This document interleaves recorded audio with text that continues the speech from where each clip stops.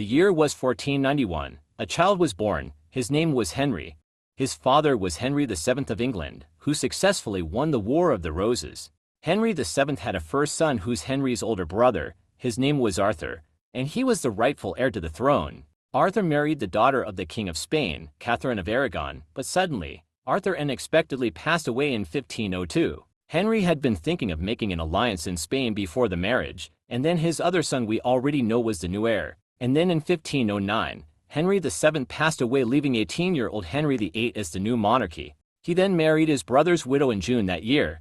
In August 1513, Henry went off fighting the French in the city of Calais and won a glorious victory at the Battle of the Spurs. Back home, his wife Catherine battled the Scottish in the Battle of Flodden a month later. Henry desperately wanted a son, but all Catherine could do was give him a daughter, Mary. Henry was absolutely furious, so he asked the Pope for a divorce, and his response was no. Because the Pope refused his divorce, Henry set up his own church and Catherine was gone. Soon after, Henry married Anne Boleyn, who was exactly Henry's type. Over the years, Henry became obese by eating 5,000 calories a day, and he would also damage his leg from a jousting incident.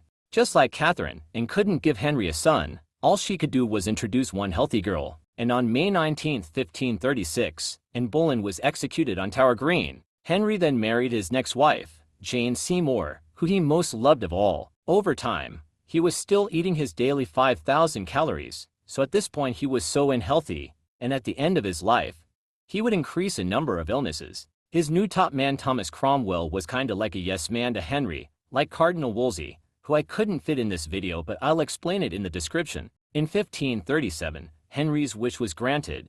His wife Jane gave birth to a healthy boy. Unfortunately, Jane died shortly after the miracle Henry'd been waiting for. Henry had dozens of portraits around Europe and managed to get a marriage to Anne of Cleves, but Henry doubtably did not like her, and because of that, Henry divorced Anne of Cleves right after the marriage. Most of this was Cromwell's fault, and for bringing Henry a woman he didn't like plus additional charges of plotting treason, Thomas Cromwell was executed on July 28, 1540. On the same day of Cromwell's execution, Henry married his fifth wife, Catherine Howard. Catherine was only 17 at the time while Henry was 49, but Henry discovered Howard had many other marriage affairs and despised Henry. On February 13, 1542, Catherine Howard met the same fate as Anne Boleyn. Henry then went on and married his last wife, Catherine Parr. She stayed with Henry right until the end. In 1543, Henry went on another conquest in France, and on the 13th of September, the French surrendered, a glorious victory for Henry. And finally, in January 28, 1547, Henry at 55 years old passed away. His son,